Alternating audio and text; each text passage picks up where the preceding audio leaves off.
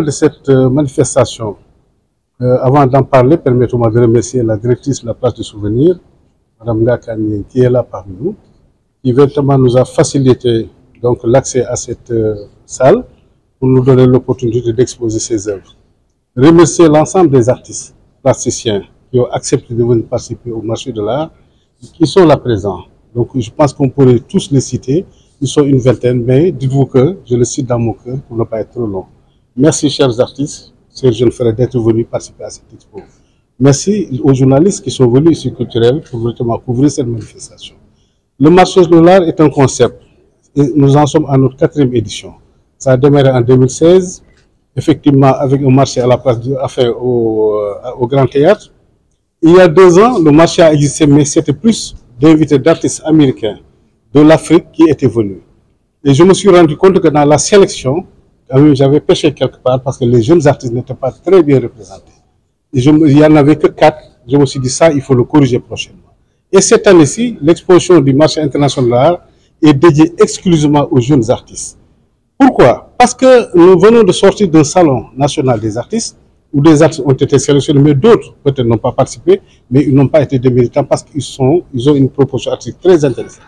Nous avons puisé à cela pour véritablement aller vers une exposition, mais penser aussi à mettre en valeur les œuvres et les mettre en lumière. Et c'est des œuvres extrêmement fortes.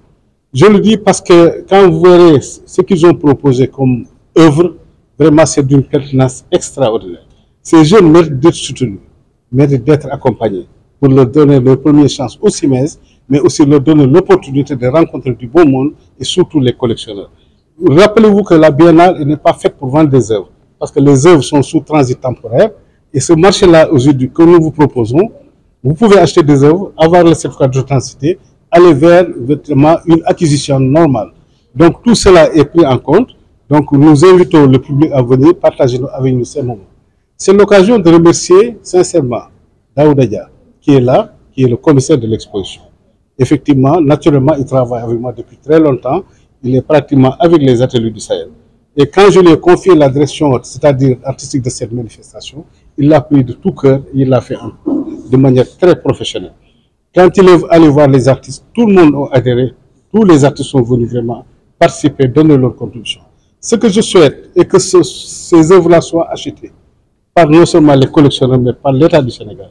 J'en ai parlé à Bédiga hier, j'en ai parlé à Maître Moustapha Ndiaye, j'en ai parlé à Mme Barlabiana, à tous les visiteurs qui sont venus au niveau de l'ancien palais de justice. Parce qu'une œuvre d'art, elle est faite pour être achetée, pour être vendue. Je ne dis pas vendre une œuvre d'art parce qu'on ne la vend pas, on la cède, mais c'est bon quand même d'enrichir sa collection avec ces œuvres-là. Et que dans quelques années, vous verrez que ces œuvres seront recherchées dans le monde. C'est l'occasion de remercier tous les artistes qui ont participé à cette mission. Naturellement, la sélection a été facile parce que je travaille dans beaucoup de jurys, sur le plan national, sur le plan international. Sur le plan des propositions, effectivement, il y a des jeunes que je ne connaissais pas, dont je n'ai pas vu leurs œuvres, qui n'ont pas été sélectionnés. Mais quand on m'a proposé leurs œuvres, ils ne pouvaient pas participer à cette expo. Parce que leurs œuvres manquaient de maturité, leurs œuvres n'avaient pas d'aboutissement. Et je pense qu'il faut aussi les accompagner pour leur donner quand même les bons tuyaux. Mais ceux qui sont là exposés ici, c'est des artistes reconnus, qui ont du talent. Et je pense que d'ailleurs, c'est des artistes qui ont été primés un peu partout, qui sont venus accepter de participer à ce marché-là. L'investissement que j'attends, pas d'abord de l'État, mais surtout des jeunes, par rapport aux thématiques qu'ils ont proposées. Chaque artiste a proposé 1, 2 ou 3 œuvres, et chaque œuvre parle à la conscience collective. Il y a des thèmes aujourd'hui qui vous parlent de la corruption. Ce sont des œuvres qui ont été proposées ici. Il y a des thèmes qui vous parlent de l'homme qui regarde vers l'avenir, l'œuvre de Ballarao qui est là, la grande sculpture monumentale que vous voyez en bas. Donc il y a des peintures, il y a des sculptures. Il y a d'autres artistes comme Weber et tant d'autres, je ne veux pas citer tout le monde, mais chaque œuvre me parle. Chaque œuvre m'interpelle. Quand vous voyez aujourd'hui l'œuvre de M. Faye qui est là en face de vous, le noir et blanc, c'est du graphisme. C'est un travail extrêmement méticuleux et sérieux. C'est pour montrer aux jeunes générations que l'art ne peut pas aller avec la précipitation.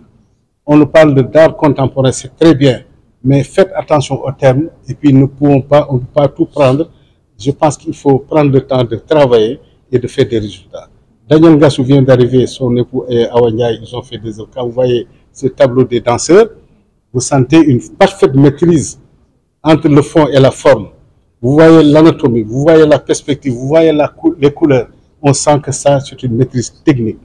C'est à ça que j'appelle les jeunes artistes. Nous avons aussi la chance d'avoir les jeunes artistes de l'école des Beaux-Arts. Ce sont des étudiants de la première année.